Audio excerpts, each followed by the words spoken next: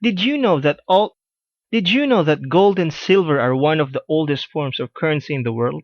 These two metals have been traded around the world for thousands of years. Printed money doesn't even come close to the value of gold and silver. In many ways, people still consider it as the de facto standard for currency. In the past, gold has always been known as a symbol of the rich and the elite. Silver is also precious but in more functional ways. Gold, we see it as jewelry and silver as silverware.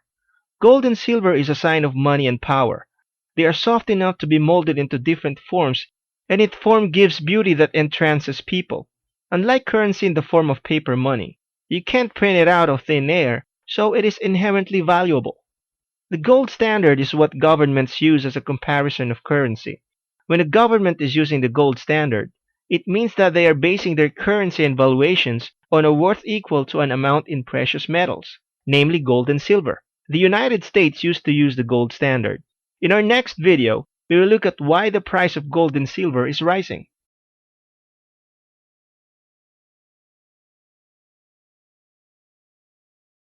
In 1971, President Nixon severed the US dollar's ties with the gold system. The US Treasury was running out of gold as more and more people were exchanging their US dollars back to gold. People were starting to lose confidence in the US dollar and more people were emptying the gold reserve. In act of desperation, President Nixon severed the gold standard, thus enabling the US to continually print money. They were effectively creating their own debt and generating as much debt as they wanted in the form of currency. Over the years, the US dollar started dropping and the price of goods started to go up. Now why is that? It is because the US dollar is continually losing its value to the point that, compared to 40 years ago, the US dollar is only worth a fraction of what it used to be. Because currency starts to lose its value, especially with the whole world's currencies, hedged against the US dollar, the price of gold and silver starts rising at an astronomical rate. The demand for gold and silver starts increasing, and the increased demand for it spikes up the price even more. In our next video, we will look at the advantages and disadvantages of investing in gold and silver.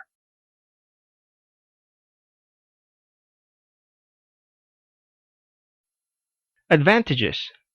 Preserve your wealth. Anyone can trade gold for any other currency if anything happens to a country's currency. Jewels are made of gold or silver can also be easily traded. You can find other buyers for your form of currency because gold and silver is a universal currency. Disadvantages. You can't easily liquidate your metals. You will need to find buyers. The spread can be high. In other words, you will pay a lot of commission to gold and silver sellers. It is a defensive strategy. Even if you gain money through gold, your currency devalues. You do not earn interest from the bank. Next, we will look at 5 questions to ask yourself before making any investment.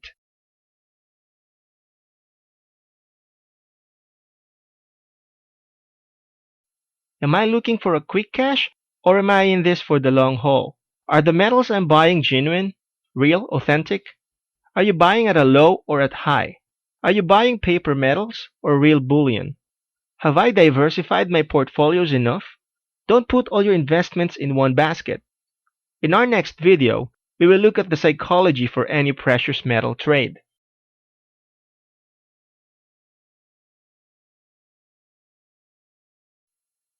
A trader's mindset is very important. Psychology is infinitely more important than how much you have to invest. A trader with little money but strong psychology is infinitely better than a trader with a weak mind and lots of money. Why is that? Because a person with a proper mindset can double, triple, or quadruple their money, while a person with a poor psychology can lose it all overnight. The key is to be detached with your money. It is better to trade with money that you can spare rather than money you depend on, life or death money. Can you hold a trade? What happens when the price takes a plunge? Do you understand that gold and silver trading is like buying a house? No matter what, the price of a house will always go up, but it is a matter of how long can you hold. Above all, remember not to rely on gold and silver trading as your only source of income. Most people, when they put all their eggs in one basket, make bad decisions because it represents all or most of their wealth. When you have income coming in from diverse locations, or even other commodities you are trading with, you will make better decisions. Knowing when to exit is critical as well. If you feel that you have earned enough, it's better to cut the trade and invest it in another commodity. Likewise, it is okay to cut your losses and invest elsewhere. Next, we will look at why you should invest in gold and silver now.